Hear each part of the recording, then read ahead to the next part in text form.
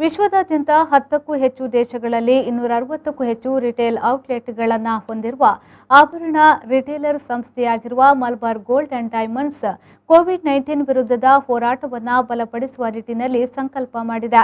ಇದರ ಅಂಗವಾಗಿ ಸಂಸ್ಥೆಯು 1 ಲಕ್ಷ ಉಚಿತ ಕೋವಿಡ್-19 ಲಸಿಕೆಗಳನ್ನು ಕೊಡುಗೆ ನೀಡಲು ನಿರ್ಧರಿಸಿದೆ.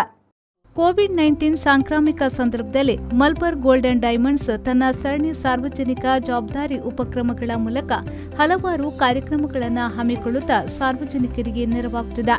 ಇದೀಗ ಲಸಿಕೆಯನ್ನ ತ್ವರಿತಗತಿಯಲ್ಲಿ ನಡೆಸುವ ಸರ್ಕಾರದ ಕಾರ್ಯದಲ್ಲಿ ಕೈಜೋಡಿಸಿದೆ.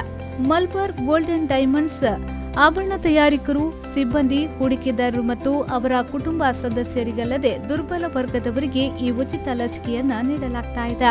ಮಲಬಾರ್ ಗ್ರೂಪ್ನ ಅಧ್ಯಕ್ಷ ಎಪಿ ಅಹಮದ್ ಅವರು ಈ ಕೊಡುಗೆಯ ಬಗ್ಗೆ ಮಾತನಾಡಿ, ಕೋವಿಡ್-19 ಪ್ರಕರಣಗಳನ್ನು ಕಡಿಮೆ ಮಾಡುವ ನಿಟ್ಟಿನಲ್ಲಿ ಇಡೀ ದೇಶ ಹೋರಾಟ ಮಾಡುತ್ತಿದೆ. ಈ ಸಾಂಕ್ರಾಮಿಕ ಹರಡುವುದನ್ನು ತಪ್ಪಿಸಲು ಲಸಿಕೆ ಅತ್ಯಂತ ಮುಖ್ಯವಾಗಿದೆ. ರಾಷ್ಟ್ರವ್ಯಾಪಿ ಕೈಗೊಂಡಿರುವ ಲಸಿಕೆ ಅಭಿಯಾನಕ್ಕೆ ಇದು ನಮ್ಮ ಮೊದಲ ಕೊಡುಗೆಯಾಗಿದೆ. ನಾವು ನಮ್ಮ ಸೇವೆಗಳು ಮತ್ತು ಮೂಲ ಸೌಕರ್ಯಗಳ ಮೂಲಕ ಜನರನ್ನ ತಲುಪಲಿದ್ದೇವೆ ಮತ್ತು ದುರ್ಬಲ ವರ್ಗದ ಜನರಿಗೆ ಲಸಿಕೆ ಹಾಕಿಸುವ ಕೆಲಸ ಮಾಡಲಿದ್ದೇವೆ.